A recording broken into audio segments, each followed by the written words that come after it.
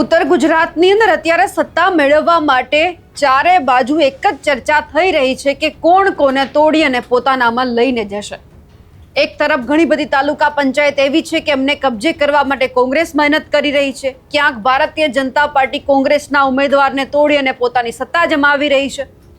આપણે દિયોદર તાલુકા પંચાયતમાં જોયું કે હજુ સુધી ચૂંટણીની તારીખ છે જાહેર નથી થઈ, પરંતુ આ બધાની વચ્ચે એક સમાચાર એ પણ સામે આવ્યા કે જે દાંતા તાલુકા પંચાયત છે કોંગ્રેસ બનાવવા જઈ રહી હતી, એમાં કંઈક એવું થયું કે અહીંયા ભારતીય જનતા પાર્ટીએ પોતાની સત્તા જમાવી।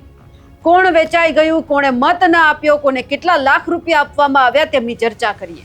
નમસ્કાર, આપ જોઈ રહ્યા છો નિર્ભય ન્યૂઝ અને હું છું આપની સાથે રિદ્ધિ।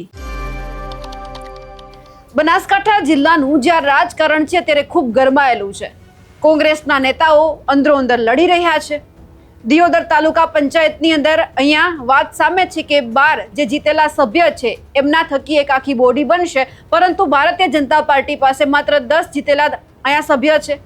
તેમ છતાં અહીંયા ચૂંટણી નથી થતી, એટલે સ્વાભાવિક અહીંયા એવું દેખાઈ રહ્યું છે કે અહીંયા ભારતીય જનતા પાર્ટી ગમે તેમ કરીને પોતાની સત્તા જમાવવા માંગે છે। આવા અનેક આક્ષેપો થયા, પણ હવે આ બધાની વચ્ચેથી વાત એ સામે આવી કે જે દાંતા તાલુકા પંચાયત છે એમાં ભારતીય જનતા પાર્ટી અને કોંગ્રેસ આ બંનેને 10-10 બેઠકો મળી, એટલે સ્વાભાવિક છે કે અહીંયા ટાઈ પડી હોય।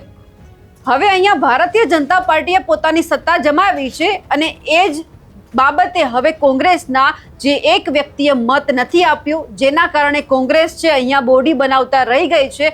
એ જે ઉમેદવાર છે એમના જે પતિ છે તે મેદાનમાં આવ્યા છે અને એમણે એવું કહ્યું છે કે આ બેઠક છે સામાન્ય હતી, મારા પત્નીને કેમ પ્રમુખ બનાવવા માટેનો ચહેરો પસંદ કરવામાં ન આવ્યો એટલા માટે અમે ગેરહાજર રહ્યા। જે ચહેરો પ્રમુખ બનવા માટેનો હતો એમને તમે બનાવ્યો નહીં, તમે કોઈ બીજા વ્યક્તિને અહીંયા રાખી દીધા, એટલા માટે અમે મત કરવા માટે નથી આવ્યા। અને અંદરો અંદર અમારો જ સોદો છે 10 લાખ રૂપિયામાં કરી દેવામાં આવ્યો છે। લોકોએ અમારા ઉપર ભરોસો મૂક્યો છે, અમે જીતી પણ ગયા, પણ જે જગ્યા અમને આપવાની હતી તે જગ્યા તમે નથી આપી, એટલા માટે અમે મત આપવા માટે ન ગયા અને અહીંયા ભારતીય જનતા પાર્ટીની જે બોડી છે તે આખી બની ગઈ। આ બધાની વચ્ચે જે એમના પ્રમુખ છે તેમણે પણ રાજીનામું આપી દીધું હતું અહીંયા દાંતા તાલુકા પંચાયત કોંગ્રેસે ન મેળવી એ પછી। એટલે સવાલ એ થયો કે અંદરો અંદરનો જે ડખો છે એ આટલો બધો બહાર આવી ગયો કે ક્યાંક કોંગ્રેસના અંદરો અંદરના જે જીતેલા ઉમેદવારો છે એવું ઈચ્છી રહ્યા હતા કે માન્યું કે અહીંયા ભાજપ બની જાય તો કંઈ વાંધો નહીં। હવે જે આ વ્યક્તિ છે જે અત્યારે અહીંયા જીતેલા હતા, જે મહિલા, એમના પતિનું એક નિવેદન સામે આવ્યું છે। એમણે એવું કહ્યું કે અમને આ વ્યક્તિ પસંદ નથી એટલા માટે અમે મત નથી આપ્યો। તો બીજી બાજુ કોંગ્રેસના જે આવા કાર્યકર્તાઓ છે તેને દિયોદર તાલુકા પંચાયતના જે સગર્ભા મહિલા છે તેમની પાસેથી શીખવું જોઈએ કે વફાદારી કોને કહેવાય। તમને ચહેરો નથી ગમતો, તમે મત આપવા ન ગયા, એટલે તમે જીતેલી જે આખી બાજી હતી એ તમે પાણીમાં વહાવી દીધી। અહીંયા તો એ જ સામે આવ્યું। અને આ બધાની વચ્ચે જે આ જીતેલા મહિલા ઉમેદવાર છે એમના પતિ તો પોતાને જ એવું કહી રહ્યા છે કે હું જ આ બેઠકનો ઉમેદવાર હતો, હું જ જીતેલો છું, બધું જ મારે કરવાનું હતું। માન્યું કે અહીંયા મહિલા અનામત હોય એટલા માટે એમના પત્નીને ટિકિટ આપી હોય, પરંતુ જીત્યા તો એ બેન છે, એમને પણ એક નિર્ણય કરવા દેવામાં આવતો હતો કે તમારે જવું છે કે કેમ। ઘરના સભ્ય ના પાડે કે તમારે મત આપવા નહીં જવાનું, તો પછી એ મહિલાએ પણ એમના પતિની વાત માની લીધી। ખેર, આ બાબતે તેઓ શું કહી રહ્યા છે તે પણ સાંભળી લઈએ। જય અંબે અંબાજી વાસીઓ, હું તાલુકા પંચાયત 2 નંબર સીટનો ઉમેદવાર જીતેલો છું। મેં કોંગ્રેસ પાર્ટી જોડે કોઈ ગદ્દારી કરી નથી અને હું ભાજપમાં વેચાણો નથી, પણ કોંગ્રેસના કેટલા આગેવાનો મારો સોદો કોંગ્રેસ પાર્ટીમાં જ કરીને આવ્યા હતા। મારો વોટ 10 લાખ રૂપિયામાં વેચીને આવ્યા હતા, પણ મેં મારો વોટ વેચ્યો નહીં અને મેં મને જે ઉમેદવાર હતો જે મને પસંદ હતો એટલે મેં મારો વોટ કર્યો નથી અને આ એક સત્ય હકીકત છે।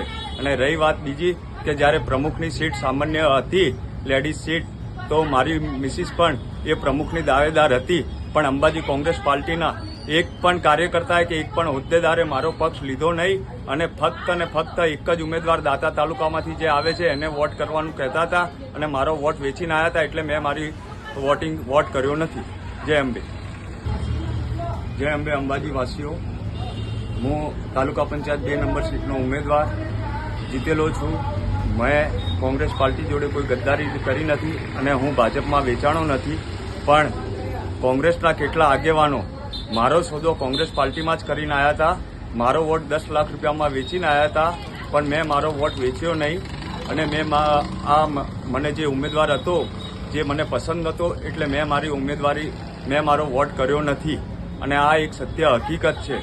અને રહી વાત બીજી કે જ્યારે પ્રમુખની સીટ સામાન્ય હતી, લેડીઝ સીટ, તો મારી મિસિસ પણ એ પ્રમુખની દાવેદાર હતી. પણ અંબાજી કોંગ્રેસ પાર્ટીના એક પણ કાર્યકર્તાએ કે એક પણ હોદ્દેદારે મારો પક્ષ લીધો નહીં. અને ફક્ત એક જ ઉમેદવાર દાતા તાલુકામાંથી જે આવે છે એને વોટ કરવાનું કહેતા હતા, અને મારો વોટ વેચીને આવ્યા હતા. એટલે મેં મારી વોટ કર્યો નથી. જય અંબે. જે ઉમેદવાર છે અરુણાબેન, તેમના પતિ મુરારી અગ્રવાલે અહીંયા જબરદસ્ત ભડાશ છે તે કોંગ્રેસની સામે કાઢી છે અને કહી રહ્યા છે કે કોંગ્રેસમાં તો આવું ચાલ્યા કરે છે. પણ હવે એ જોવાનું છે કે જે દિયોદર તાલુકા પંચાયત છે એ બનાવવા માટે કોંગ્રેસ મહેનત કરી રહી છે, એમાં છેલ્લી ઘડીએ કોઈ આવું નીકળે નહીં જેમના કારણે કોંગ્રેસ જે હાથમાં સત્તા છે એ ક્યાંક એમને ગુમાવી પડે અને ભારતીય જનતા પાર્ટી છે અહીંયા પોતાની જે આખી બોડી છે તે બનાવી લે. કોંગ્રેસમાં ક્યાંક અવારનવાર એવું કહેવામાં આવે છે કે કોંગ્રેસમાં અંદરના જે કાર્યકર્તાઓ છે એ જ કોંગ્રેસને તોડે છે, પાડે છે. અને અહીંયા સીધું જ આ દેખાઈ ગયું કે કોંગ્રેસના નારાજ કાર્યકર્તા એમના જ કારણે અહીંયા કોંગ્રેસે હાથમાં આવેલી બાજી છે એ ક્યાંક ગુમાવી પડી છે. હવે જે દાંતા તાલુકાની અંદરથી આ વાત સામે આવી છે તેમને લઈ આપ શું માનો છો, કમેન્ટ કરીને ચોક્કસથી જણાવજો. સાથે જ અમારી નિર્ભય ન્યૂઝ ચેનલને લાઇક, શેર અને સબસ્ક્રાઇબ કરવાનું ભૂલશો નહીં. નમસ્કાર.